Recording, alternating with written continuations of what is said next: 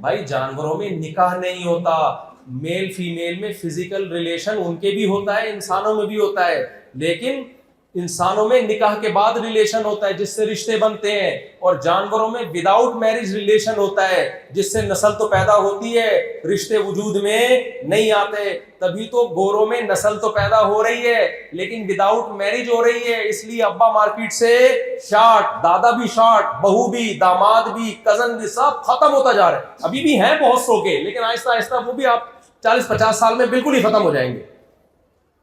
پھر اب ریلیشن تو چاہیے نا ان کو، تو اب ریلیشن کے لیے آلٹرنیٹ ہے کتا۔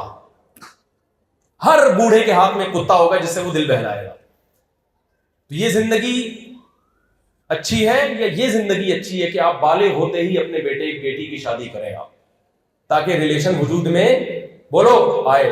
خلق لکم من انفسکم ازواجا، قرآن کہتا ہے اللہ نے احسان کیا، تمہارے لیے بیوی کو پیدا کیا۔ گرل فرینڈ کا قرآن میں کہیں تذکرہ نہیں ہے، بلکہ قرآن ولا متخذاتی اخدان کہہ کے گرل فرینڈ کے رشتے کو ایک حرام، پلید اور ناپاک رشتہ بنا رہے ہیں۔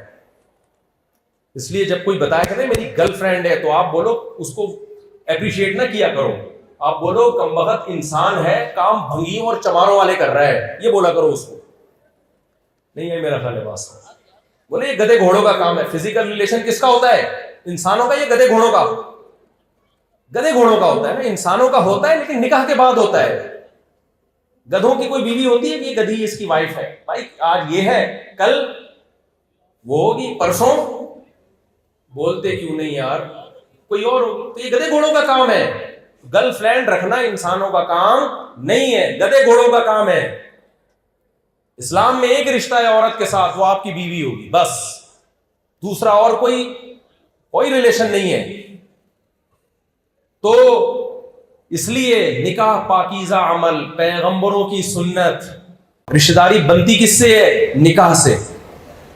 چچا، ماموں، خالہ، پھپھی، تایا، بہویں، داماد، پوتے، نواسے، یہ سارے رشتے کس عمل کے نتیجے میں وجود میں آتے ہیں؟ بولو نا، نکاح۔ جانوروں کے کبھی سنا یہ میرا گدھا ہے، یہ اس کا ماموں ہے؟ یہ سنا آپ نے؟